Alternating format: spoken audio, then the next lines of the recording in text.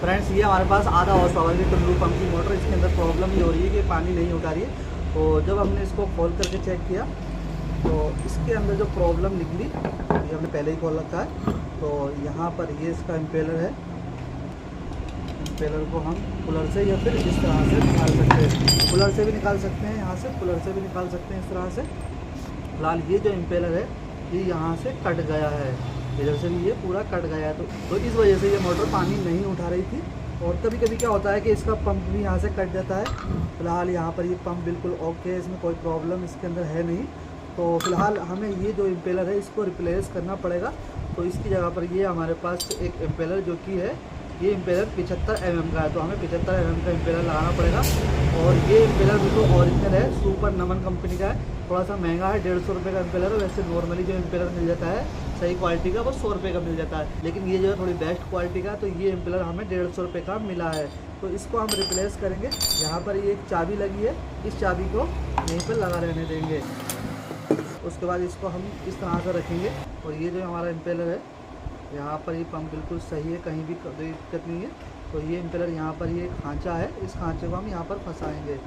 तो कुछ इस तरह से इसको हम रखेंगे,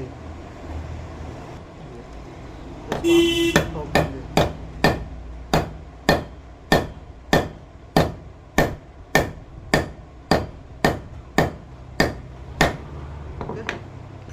लेकिन अभी यहाँ पर काफ़ी गैप है, इसको एक साइड कर देते हैं। यहाँ पर ये हमारे पास एक गजन की, इसको यहाँ पर रखेंगे।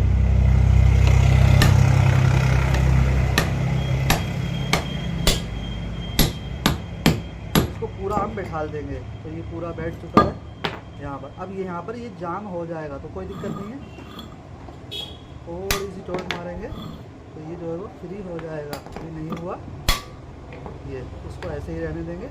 और अब हम यहाँ पर रबड़ लगाएंगे। तो रबड़ यहाँ पर इसकी ये वाली इसमें फंसी है, यहाँ पर हम पहले थोड़ा सा ग्रीस लगा लेंगे।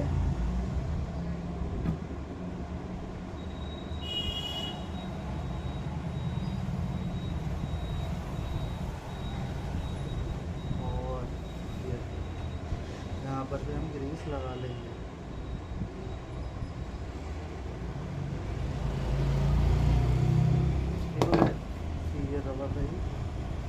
तो तीनों ही जगह पर हम अच्छी तरह से ग्रीसिंग कर लेंगे।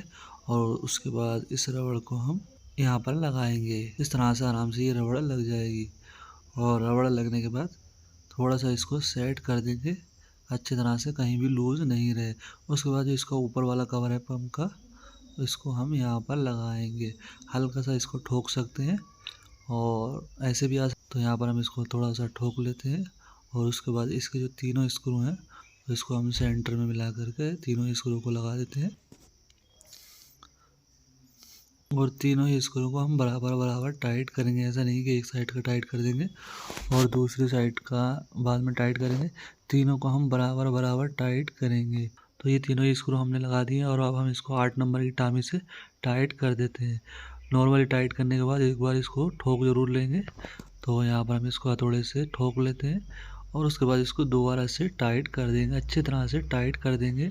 और यहाँ पर मैं आपको एक चीज़ और बता दूँ, अगर बाई चांस यहाँ पर इम्पेलर ये ज़्यादा जाम होता है तो हम जो है रबड़ हटा करके, जो हमने रबड़ लगाई है गोल वाली, उसको हटा करके हम मोटी पैकिंग लगा सकते हैं। अगर इम्पेलर ज़्यादा जाम हो जाए, मोटर नहीं घूमे और अगर ज़रूरत पड़ती है तो 2 पैकिंग भी लगा सकते हैं।